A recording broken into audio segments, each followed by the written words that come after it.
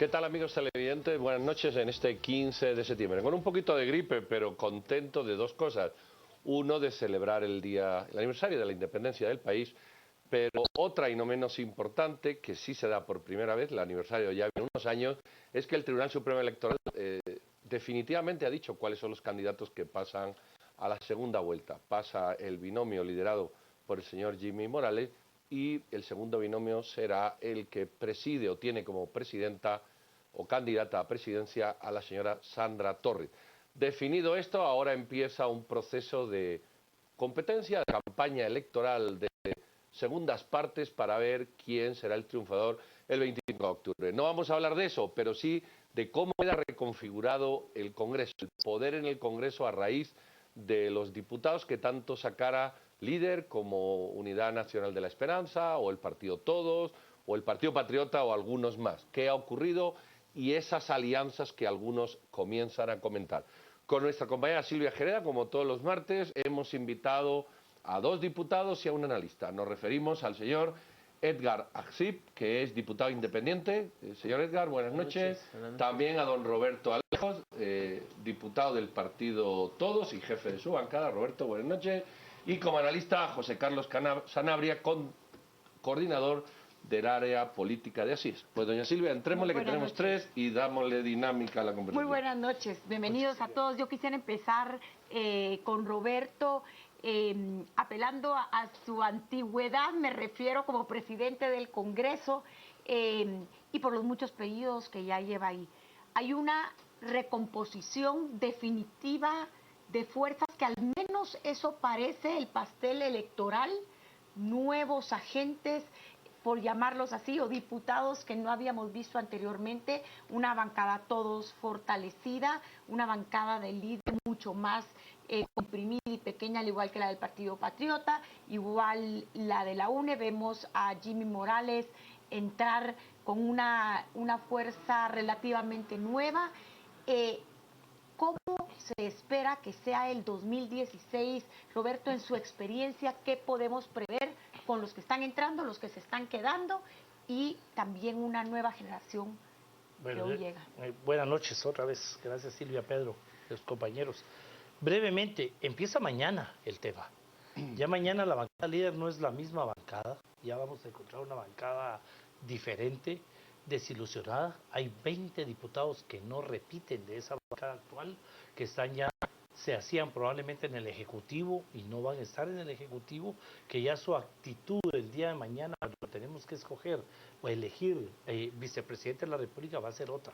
Eso hay que esperar a ver el día de mañana cómo llega esa bancada líder, una bancada patriota sin dirección, porque indiscutiblemente quienes dirigían a la bancada no están en posibilidades de dirigir nada en estos momentos, y quienes tenían temporalmente la dirección no se han reelecto. Entonces, ya empezando por esos dos temas, ya mañana en el Congreso hay una recomposición de fuerzas donde el peso de las candidaturas a la presidencia ya no es tan importante como lo era hace apenas unos días o la semana pasada, donde fueron capaces de detener la elección vicepresidencial. Lo que viene va a depender de las negociaciones, de hacia si las bancadas se logran mantener compactas, que lo veo difícil en el caso especialmente de Patriotas y de la bancada líder, y sobre todo es un Congreso obligado a la negociación, porque hoy se acabó cualquier otro tipo de componendas en el Congreso. La población está con los ojos encima, está cualquier cosa que haga un diputado o diputada va a ser juzgado de forma inmediata. Son 70 nuevos y nuevas, la vez pasada fueron 90, pero si no cambia la actitud no cambia nada. Esos 90, la mayoría no se religió, y esperamos que esos 70 lleguen con una actitud totalmente nueva y diferente, sobre todo de mucho diálogo y negociación. Diputado, tenemos, creo que con tema clave, pero no sé si comparte usted esta percepción, el presupuesto. Y quizá otros temas. ¿Qué se puede sacar, si se puede sacar algo de agenda de aquí a final de año? ¿Cómo lo evaluaría usted? Bueno, definitivamente el Congreso a partir de mañana no es el políticas y el partido variaron por el mismo resultado, y el presupuesto va a ser un tema de mucho debate.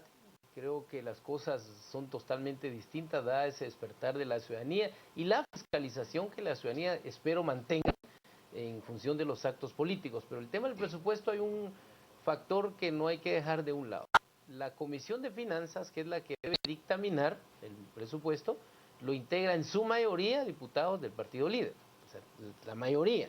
Entonces ese dictamen es fundamental para entrar a la negociación y lo que ya se escucha es que un poco tanto Valdizón como la bancada líder quieren hacer presión vía ese dictamen para entrar a alguna negociación y condicionar el presupuesto. Si eso es así, yo veo un presupuesto que no se va a aprobar porque no creo que ninguno de los dos partidos que hoy están peleando la segunda vuelta vaya a querer sentarse con una bancada líder o con un Valdizón a negociar un presupuesto que primero está desfinanciado. La situación económica del país para el otro año es sumamente delicado. Hay muchos de los préstamos que están venciendo y además estamos hablando de 15.000 millones que hay que pagar del cual la recaudación el otro año va a seguir en decrecimiento y la gobernabilidad va a ser un periodo, o sea, vamos a tener un año el próximo gobierno muy complicado. Yo vería que sería más sano quizás esperar al nuevo Congreso que tome posesión el otro año y con ese nuevo Congreso hacerle reformas y actualizar un presupuesto porque las condiciones son muy yo quisiera preguntarle a usted, voy con el licenciado Sanabria, pero antes, esta pregunta también es para usted. Usted fue parte de la bancada de líder, hoy día usted es un diputado independiente, no obstante conoce muy bien el funcionamiento de esa bancada. El anuncio de Manuel Valdizón de su retiro de líder y también una posible advertencia del Tribunal Supremo Electoral que se va a cancelar líder debido a que ni siquiera se han pagado las multas por todas las ilegalidades en que incurrieron en campaña, podría propiciar que el partido sea cancelado. Eso significa que los diputados de líder ya no serían de líder o jurídicamente, ¿qué pasaría? Ese es un vacío al que al día de hoy nos enfrentamos los guatemaltecos y no sabemos la interpretación ni tampoco un análisis de qué pasará con los diputados de líder. La crisis que está atravesando líder definitivamente es muy grave, o sea, es de fondo. Para mí, yo fui electo por líder, me incorporé al partido en marzo del 2011 y justamente en marzo del 2013 renuncié al darme cuenta que el partido como tal se había desnaturalizado, que su función principal era únicamente el tema electoral y que habían dos elementos que estaban definiendo el rol y la actuación tanto del partido como la bancada. Uno era liderazgos que sumaron votos y dos, conseguir financiamiento a cualquier costo y creyendo que con financiamiento y liderazgos iban a tener las elecciones ganadas. Afortunadamente la población cambió, las situaciones cambió, ellos nunca pudieron darse cuenta de ese escenario y entonces lo que vimos es el colapso de un partido que utilizó los modelos tradicionales políticos que no fue aceptado por la población y ese es uno de mis análisis. Pero eso lo lleva a una gran crisis. Uno, por la credibilidad de la institución. O sea, es bien difícil que en el otro periodo el partido pueda tener un reconocimiento y o sea, un nuevo recomposición para participar. O sea, electoralmente yo le veo que ese símbolo del partido se desgastó tanto por la figura de Manuel Valdizón que se convirtió en la representación del clientelismo, del mercantilismo de la política y entonces eso lo traslada hacia el partido, uno. Y dos es que al bajar la bancada y que Manuel, yo no creo, conociéndolo, lo poco que lo conocí en esos 2 años, él aunque haya dicho que primero había dicho que se retiraba, o sea, incluso los medios interpretaban que renunció. Hoy aclaró en las redes sociales que no estaba renunciando, que ahí está. O sea, en el fondo lo que estamos viendo es que él está tratando de optimizarse, por un lado porque los compromisos financieros que adquirió son muy grandes, segundo porque creo que no ha asimilado la pérdida y el rechazo de la población, y entonces una forma de no aceptar los resultados es decir, no avalo las elecciones y entonces me retiro, pero en realidad hay un factor fuerte que debilitó el partido y que lo más probable, yo el otro año veo al partido reducirse en su mínima expresión, una bancada pequeña, y el riesgo de que la cancelen es inminente porque las violaciones a la ley electoral fueron José Carlos, ¿tú ves alianzas el año que viene? Hay gente que dice, bueno, se van a aliar líder UNE, por otro lado, ¿tú ves desde ya algo o coincides en que la dispersión puede ser grande y todavía no tenemos? Yo creo que las piezas se están colocando. Una de las dudas es qué va a suceder con líder. Porque en este caso yo creo que lo que hizo Valdizón es un poco retirarse de la escena pública para tratar de manejar el poder un poco atrás de otras bambalinas.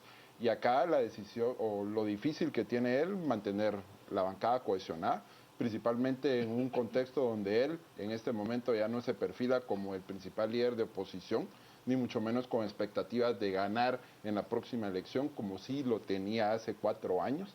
Y esto, pues, de una u otra manera impacta y tiene, pues, algunas dificultades, principalmente para mantener cohesionada el bloque legislativo. Algunas alianzas que se puedan dar, indudablemente, porque Valdizón paulatinamente está perdiendo también el control del partido. Y esto se puede ver no solo en diputados, se puede ver en alcaldes. Y acá podemos ver variables que pueden pasar desde variables de afinidades ideológicas que algunos diputados o alcaldes tengan para tratar de sumarse a otros bloques. Si se consolida ese escenario donde el Tribunal Supremo Electoral cancela al partido por violar las normativas a la ley electoral, eso complicaría aún más, porque recordemos que ya tampoco está CNN, que era la otra plataforma partidaria que tenía Valdizón. Entonces, creo bastante complejo. ¿Qué pasaría si el partido líder es cancelado? ¿Qué pasaría con los diputados, con los alcaldes, con quienes fueron electos? Yo creo que si no tiene la capacidad para empezar o iniciar un proyecto político distinto, pues básicamente estaríamos en un escenario donde vemos una salida y una migración masiva de diputados hacia otros. Roberto, pero usted se pueden quedar bien. ¿A dónde migran? ¿Se pueden quedar independientes?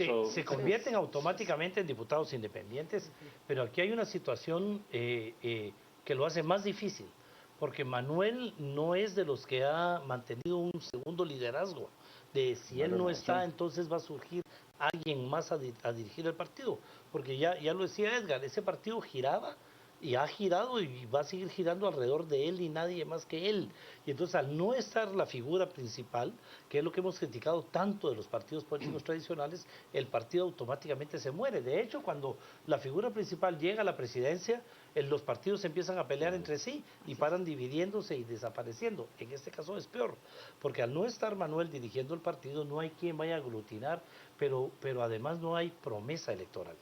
Porque no es lo mismo quedar en segundo lugar en la elección pasada, ser automáticamente el primer lugar en las próximas elecciones, empezar a recaudar un montón de plata, iniciar una campaña anticipada, ofrecer el oro y el moro, que encontrarse ahora en un tercer lugar, tener que admitir que perdió y si no lo admite tener que decir que es fraude, correr el peligro de que el tribunal los cancele y además tener que retirarse él, porque su figura si no se retira se va a seguir desgastando. Yo entiendo su retiro, porque si él se queda no tiene nada que ganar, más que puro desgaste. Al líder todavía le falta ver qué va a pasar con su candidato a vicepresidente, que va camino a un tema. Que el día de hoy, por cierto, le han dado un arraigo al señor Bueno, Martín. ya es el primer paso, ¿verdad? Y ahora no sabemos de memoria los pasos, lamentablemente. Bien para el país, pero ya casi nos aprendimos cuáles son los pasos. Hay 8 o 9 diputados que ya perdieron el antejuicio, o sea, viene más sobre el tema el líder y patriota y el Congreso en términos generales y la clase política en términos generales, y de manera tal de que esa falta de liderazgo termina de agravar la crisis en el Partido Liga. Yo creo que antes del 14 de enero, ya si nadie agarra esa batuta, que no veo quién puede hacerlo, vamos a ver una bancada totalmente disgregada en los demás partidos, que también es delicado, porque cualquier partido que empiece a aceptar diputados de otras bancadas va a seguir el juego del transfugismo que tanto criticamos. Y entonces, sí, la situación del país en términos generales es difícil.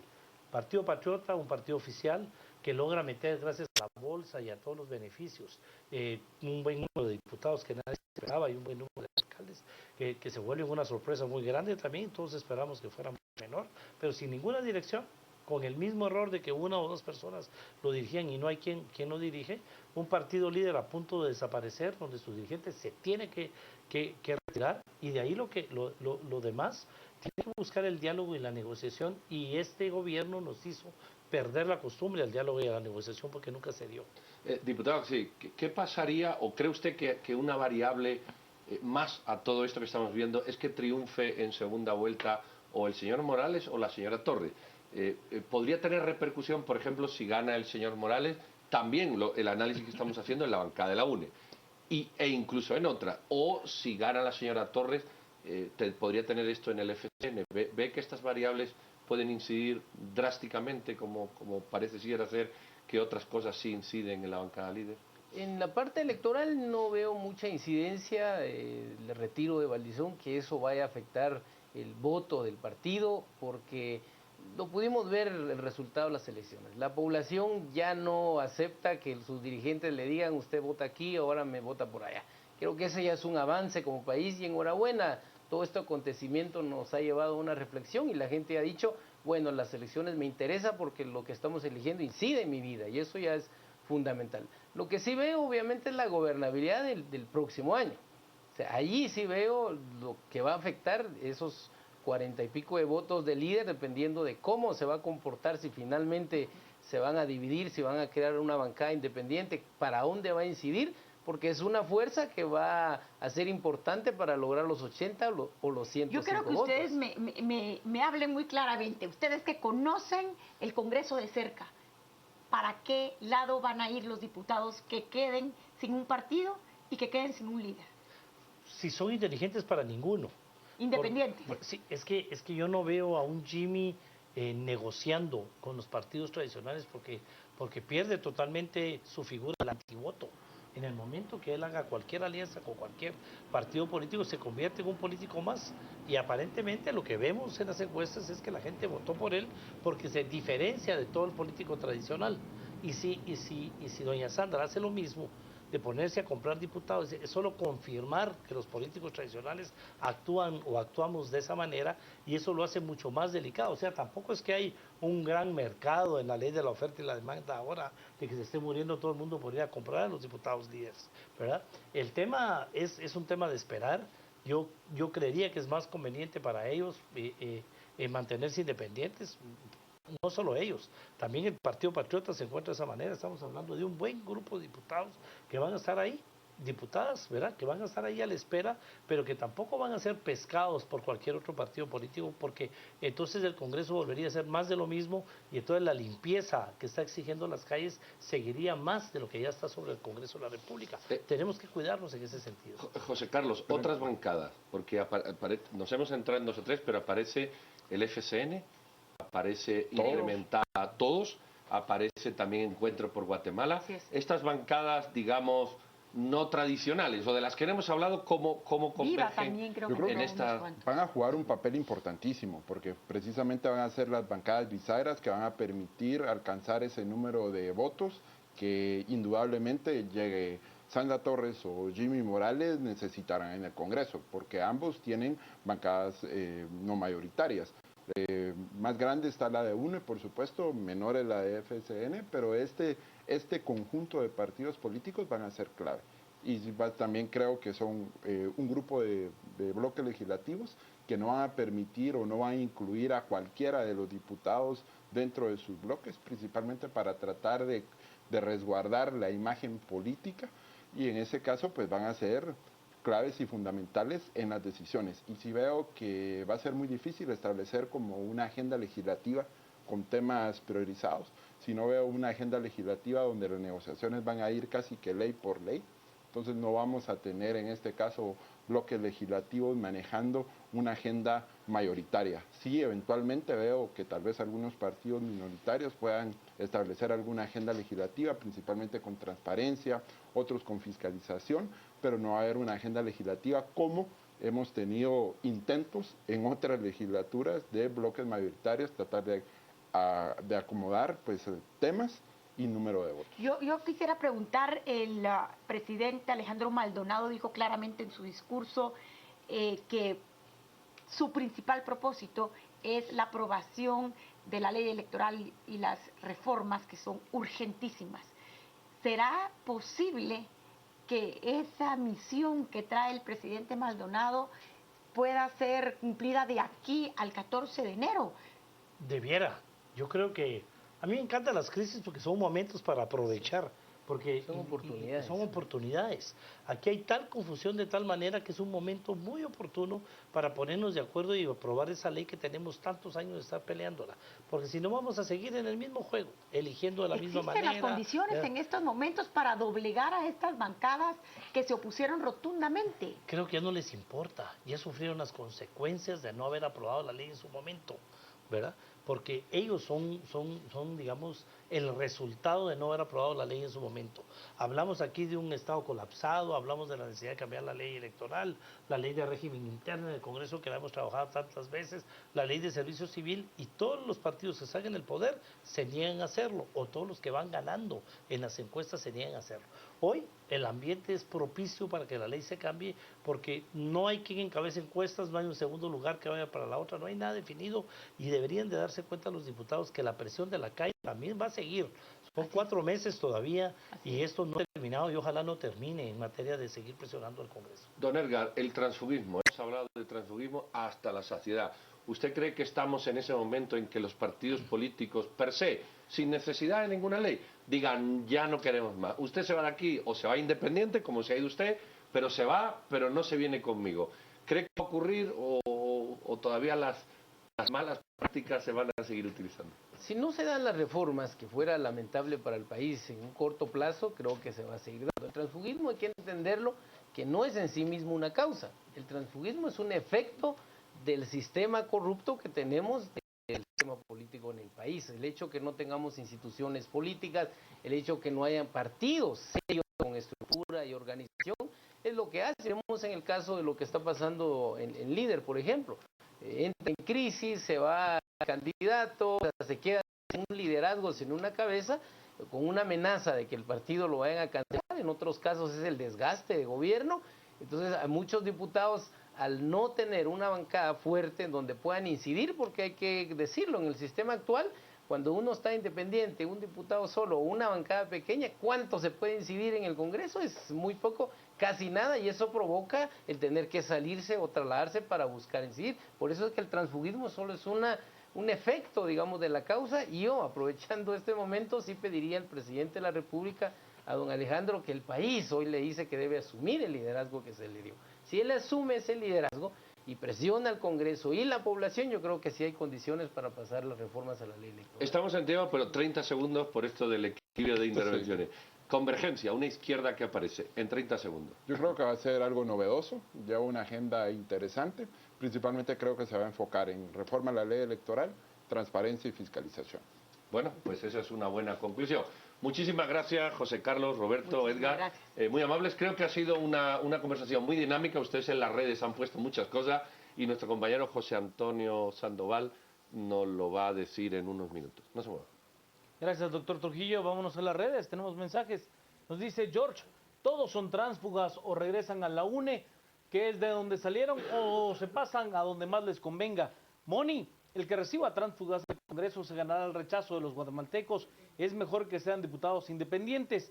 Moisés Pialco, todos los políticos añejos lo que tendrían que hacer es renunciar y que se vayan a disfrutar. Si pueden, lo que se han metido es lo que dice Juan, diputados y alcaldes por proceso penal si sigue MP contra electos y partidos con dinero ilícito. Valdi aún piensa que regresando con otro partido va a ganar. Y Luis Galindo, colmaron la paciencia del electorado con su campaña de casi 4 años. Parte de los mensajes que tenemos esta noche. Tendremos una segunda entrevista al regresar a las 8:45. Quédese con nosotros.